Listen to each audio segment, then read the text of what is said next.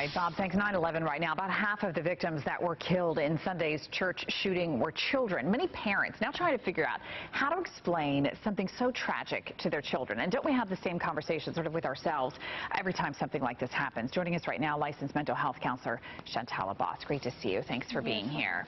So in this particular case, I just left the news off around the house, and I have not talked to my kids about this one. And I think, and tell me if I'm wrong, it's getting to the point where it is becoming so commonplace that it is almost becoming white noise to them. And I'm concerned that they're going to become desensitized to it. Yes, I think that is a big concern because it keeps happening over and over again in the recent months. Right. But really having an open-ended conversation with kids is important because they are going to be exposed to media even if we are trying to control it. They're going to be exposed to those kids at school or other people talking about it. And so they need to be able to have questions answered from their parents. So just kind of having an open-ended conversation and asking things like, what have you heard? How do you feel? And talking about their reactions and emotions towards the event are very important. And it's all about keeping it age appropriate too, right? Yes. In any kind of tragedy that you have to discuss with them. Yes, and kids will ask what they need, and when they're done asking, they can move on. So really, you only give as much information as they ask for. So you're not going to tell them more than they need. That's why I mean like open ending. We're going to say, you know, what did you hear? How do you feel? And answering those appropriate questions, but not bringing in extra information that they don't need to know. And then as kids get older, they may want to process more and talk a little bit more deeply. How about talking to them about where they feel safe and when they don't feel safe? Because I think, too, a lot of times, you know, these things happen in churches, where we often go, in movie theaters, in places of business that we often attend. How do you talk to them about all of these different places that we're like, well, I go to church or I go to the movies. Could it happen to me, right?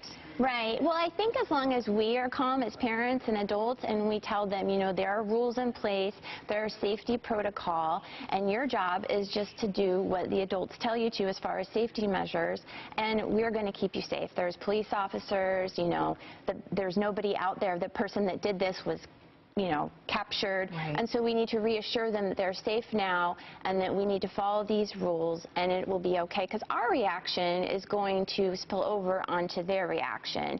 And if we're calm and assured that we can follow these rules and we will be fine, they will be calm and assured. But we are in a world where we don't know what will happen day to day, and I think a lot of us want to shelter our children. We want them, of course, to be in a perfect bubble, but that's going to keep them from developing those healthy coping skills down the road because they need those.